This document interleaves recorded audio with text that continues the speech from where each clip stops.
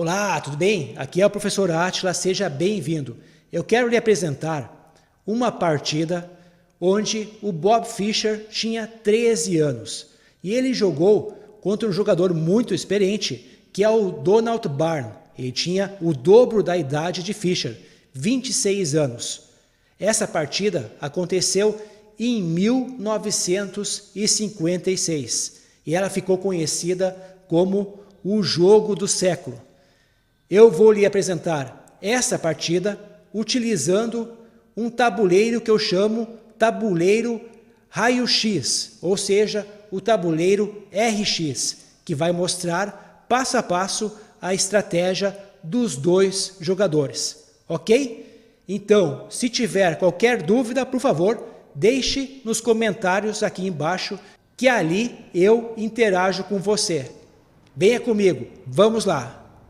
A partida começou com Byrne jogando cavalo F3, Fischer cavalo F6, peão C4, peão G6, cavalo C3, bispo G7, peão D4 e o Fischer rocou.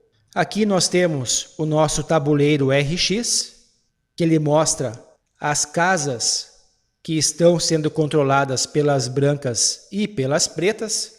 As brancas controlam as casas que estão em azul, as pretas as casas que estão em amarela e as casas que têm duas cores são as casas que estão em disputa. Então você pode perceber que o Byrne tem um controle sobre o centro menor e também sobre o centro maior. Apenas para você entender, após a Primeira Guerra Mundial, surgiu no xadrez uma nova escola de pensamento sobre a abertura, que é a abordagem hipermoderna. Naquela época, vários jogadores lideraram esta ideia, como Reti, Nimzowitsch, Alekhine e entre outros. A teoria por trás desta abordagem é que você concede no início o centro para o adversário com as brancas, para depois contra-atacar e dominar o centro. Então, a partir desta posição, existem aberturas muito fortes, como a Índia do Rei, a Ninzu Índia, a Greenfield. E após bispo F4, Fischer joga D5, que é a característica principal da Greenfield. Então, você pode perceber que o centro ficou mais equilibrado. O peão ocupa uma casa no centro menor, já liberou a ação para o bispo, aqui no centro maior. Então começa a ocorrer um equilíbrio no centro. Byrne joga dama B3, aumentando a ação sobre o centro e sobre o peão da dama. Fischer captura o peão, dama captura o peão. Veja que o Byrne está disputando o controle da casa em D5.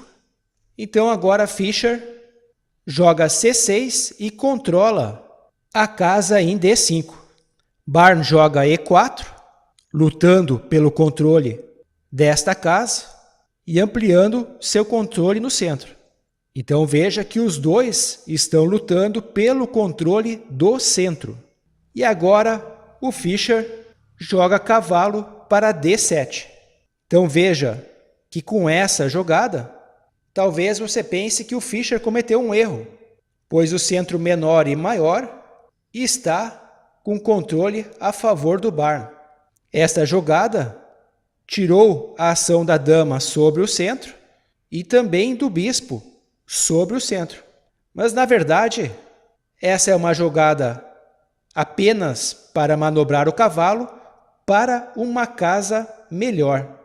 Byrne joga a torre D1 e Fischer joga cavalo B6, liberando novamente a ação da dama sobre o centro, a diagonal do bispo e melhorando a posição do cavalo. E agora o Byrne joga dama C5, ampliando sua força sobre o centro. Então aqui no nosso tabuleiro raio-x, que nos apresenta o jogo invisível do controle e disputa das casas. Isso é muito importante para você compreender a estratégia do jogo. pois jogadores do nível do Barn e do Fischer, na mente deles, eles estão visualizando estas casas. Então, com esse recurso que estou trazendo para você, com o tabuleiro raio-x, a gente consegue mostrar como está o controle do jogo. Então, esta é a visão sobre o centro menor e o centro maior. Vou mudar para uma outra visão. Esta é uma visão geral do tabuleiro. Então, note que o Barn está controlando muito mais casas que o Fischer. Esta é uma outra visão muito interessante. Não é das casas que estão sendo controladas. Aqui em azul são as casas que o Barn está atacando dentro do território do Fischer. Então, as peças do Barn atacam 27 casas do território do Fischer. E as peças do Fischer estão atacando somente 7 casas do território do Barn. Então, você pode perceber que até este momento o Barn está com muita iniciativa. Mas o Fischer está tranquilo, pois sabe que isto é uma questão de tempo.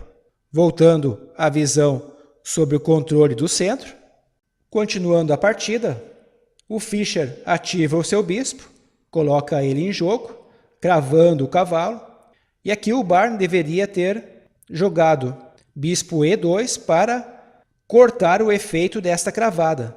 Ao invés disso, ele fez um erro que acontece muitas vezes na fase da abertura, que é mover uma peça 2 vezes. E jogou bispo G5. Fez a escolha de ficar pressionando no ataque e abriu mão de desenvolver mais uma peça e, na sequência, proteger o seu rei. O Fischer vai aproveitar esta oportunidade jogando cavalo A4. Então, o cavalo está atacando a dama.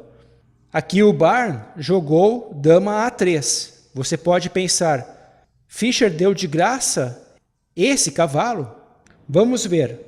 Se o Barn tivesse capturado o cavalo, na sequência, como o cavalo abriu mão da proteção deste peão, o Fischer captura o peão e aqui nós temos um duplo ataque. O cavalo está atacando a dama e também atacando o bispo.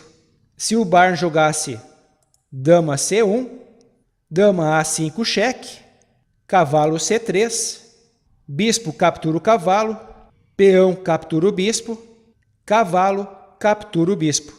Então aqui o Fischer fica com um peão de vantagem e o Barn está com o seu rei totalmente exposto. Voltando à posição, se ao invés do Barn jogar dama C1, fosse dama capturasse o peão, na sequência dama A5, dando cheque, peão B4, dama captura o cavalo, Barn captura o cavalo do Fischer e torre E8, cravando a dama. Depois, bispo E7, bispo captura o cavalo, peão captura o bispo, bispo F8 e a partir daqui, torre captura o bispo dando cheque, bispo E2 e a posição está muito melhor para o Fischer. Voltando à posição, como o Barn era um jogador muito forte e experiente, jogou dama A3. Então veja que ele recuou a dama da ação sobre o centro maior e menor. Fischer captura o cavalo, Barn captura. Então veja que esse peão ficou desprotegido e o Fischer captura o importante peão em E4. O cavalo está atacando o bispo e ao movimentar o cavalo, abriu a diagonal para o bispo. Barn captura o peão e ameaça a torre e a dama de Fischer. E o Fischer joga dama B6. Então perceba que tudo isso é pensado por Fischer. Ele ganhou o tempo capturando um peão que já tinha se mexido, trocou por um peão que ainda não tinha movimento, então Fischer ganha tempo. Além disso, o rei do Barn está preso no centro. E com essa troca dos dois peões, o Fischer consegue abrir uma coluna para atacar o rei do adversário. Barn joga bispo C4. E agora eu tenho uma tarefa para você, que é tentar descobrir qual foi o lance de Fischer. Leve em consideração que esta coluna está sem nenhum peão, somente essas duas peças estão na coluna e é a coluna que tem acesso ao rei. Leve também em consideração que o Fischer está lutando também pelo controle do centro. Agora o controle ainda está com o Barn, mas tem um lance que pode mudar toda essa história. Então, pause o vídeo. Então vamos à solução. O cavalo captura o peão. Note que com essa jogada, a disputa pelo centro está equilibrada. Se o Barn capturar o cavalo, na sequência, torre crava o bispo, o adversário faz o roque e a torre captura o bispo, com uma vantagem posicional para o Fischer, pois o Barn possui dois peões muito ruins que estão isolados e peão isolado precisa de peça para defender este peão. Voltando à posição, o Barn viu esse lance, não aceitou capturar o cavalo e jogou o bispo C5, mantendo a pressão sobre a torre e agora atacando a dama. Fischer joga torre E8 dando cheque, rei F1 e a partir daqui você pode perceber que o Fischer assume o controle do centro. A torre começa a atuar sobre todas estas casas do centro maior e também do centro menor. Agora eu tenho mais um teste para você. O Barn está atacando a dama do Fischer. E na sua opinião, o que o Fischer jogou agora? Pause o vídeo. Vamos à solução. O Fischer joga bispo E6. Na partida, o Barn foi direto e capturou a dama de Fischer. Mas antes de seguir pela jogada normal da partida, se o Barn tivesse capturado o bispo, na sequência, dama B5 dando cheque, rei G1, cavalo E2 cheque, rei F1, cavalo G3 cheque, rei G1, dama F1, o Barn é obrigado a capturar com a torre e o Fischer aplica esse lindo checkmate smothered. Na academia de xadrez, eu apresento para os meus alunos 28 fórmulas de checkmate utilizadas pelos melhores jogadores do mundo. E esta fórmula checkmate smothered é uma fórmula muito aplicada com frequência nas partidas e eu ensino na academia de xadrez como aplicar essa fórmula passo a passo.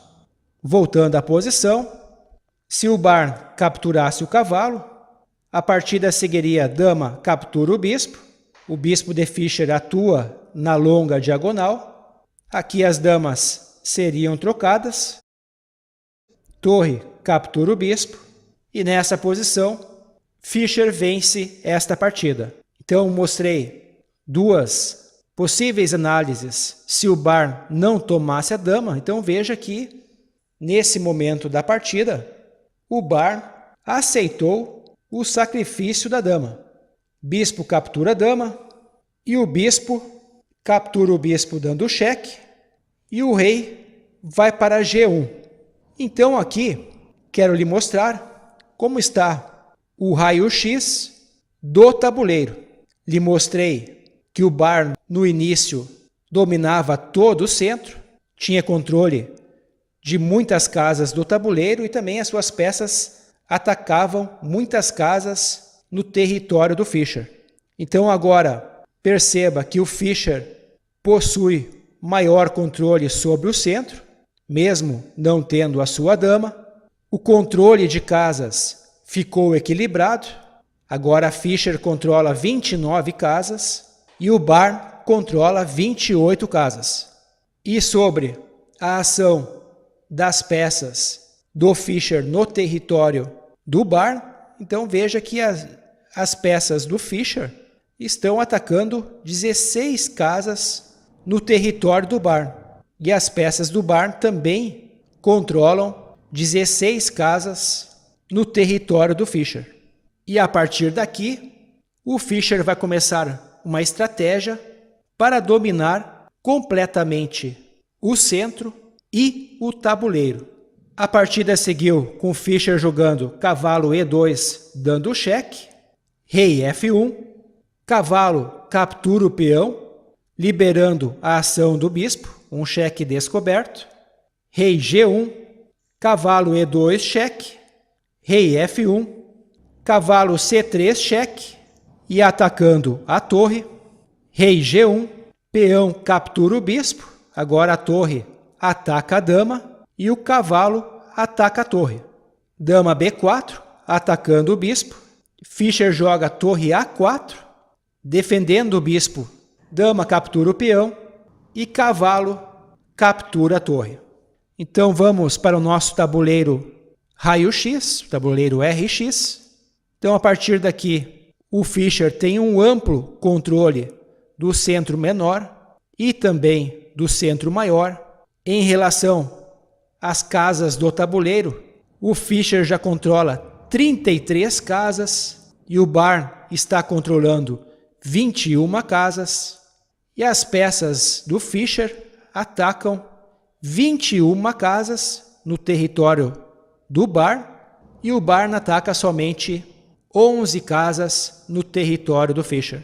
Para você ver como o Fischer, com apenas 13 anos, era um jogador incrível, não é à toa que ele sacrificou a sua dama. Na verdade, em sua mente, ele tinha toda essa visão do controle sobre o centro e também do controle sobre todo o tabuleiro.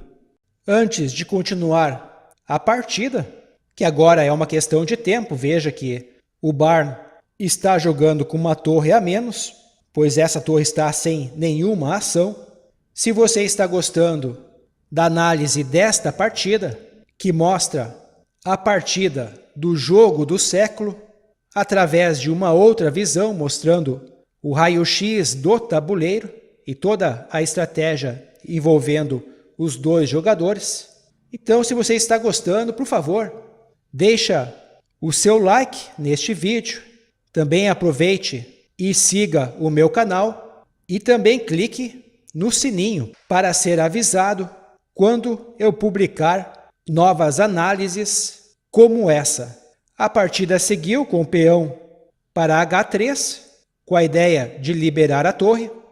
Torre captura o peão, rei H2 para liberar a torre, cavalo captura o peão e agora o Barn joga torre E1. Esse também é um erro, pois o Barn está com muita desvantagem e querer simplificar ainda mais a posição estando em grande desvantagem, isto não é uma boa ideia. O Fischer aceita a troca das torres. Depois desse cheque, bispo defende o cheque, o Barn captura a torre. O Fischer centraliza o bispo e limita a ação da dama sobre o centro, cavalo F3, cavalo E4. Então o Fischer centralizou o cavalo, colocando em uma casa melhor. Também liberou a ação da torre sobre essa fileira e cravando este peão. Dama B8, ameaçando o peão, e peão B5. Então vamos deixar agora o nosso tabuleiro raio-x com uma outra visão do jogo. Perceba que o controle do centro é totalmente do Fischer. E essa visão raio-x é muito interessante, pois note que a dama do Barn não tem muito o que fazer. Ela está com muita pouca ação. Aqui também o Barn tem somente ação nestas casas aqui. E o resto tudo é dominado pelo Fischer. Barn tenta uma iniciativa avançando o peão e o Fischer bloqueia e controla a casa em G4. Barn joga cavalo E5 com a ideia de ganhar o bispo, na esperança que o Fischer não visse essa jogada. Fischer joga E2, eliminando as esperanças de Barn.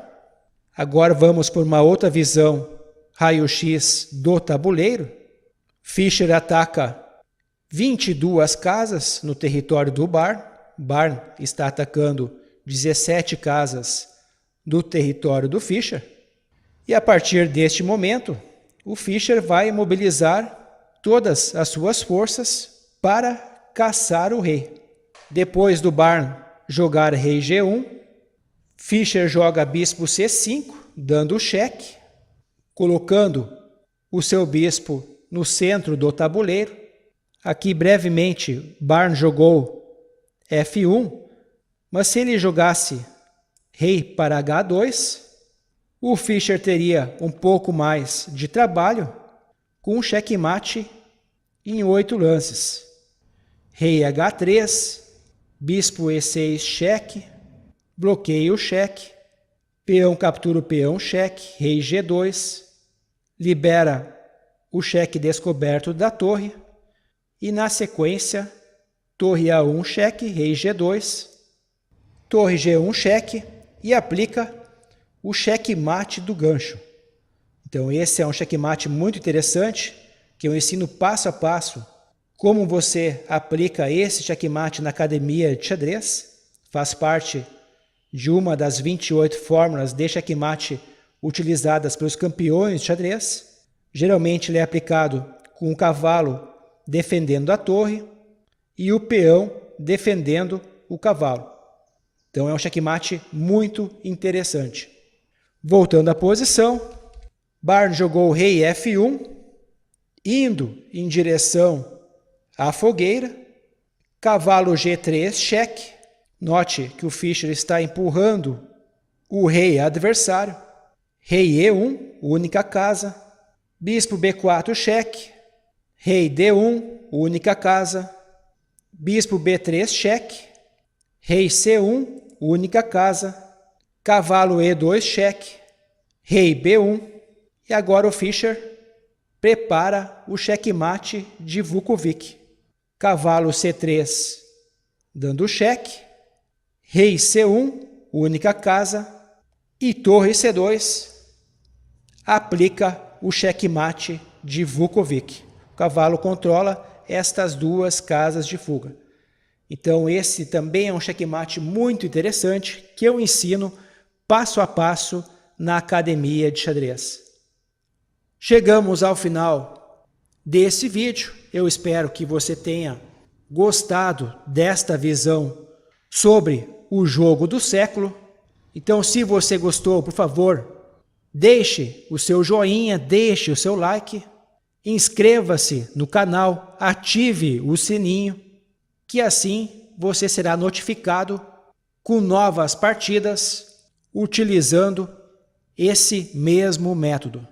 E por fim, sem compromisso nenhum, acesse www.professoratila.com.br, conheça a Academia de Xadrez. Ali tem um vídeo que explica tudo, passo a passo, como funciona a academia, com aulas exclusivas todos os sábados, centenas de videoaulas liberadas, meu suporte VIP, e você sendo um assinante da academia, ou seja, o meu aluno VIP, você também ajuda a manter este canal.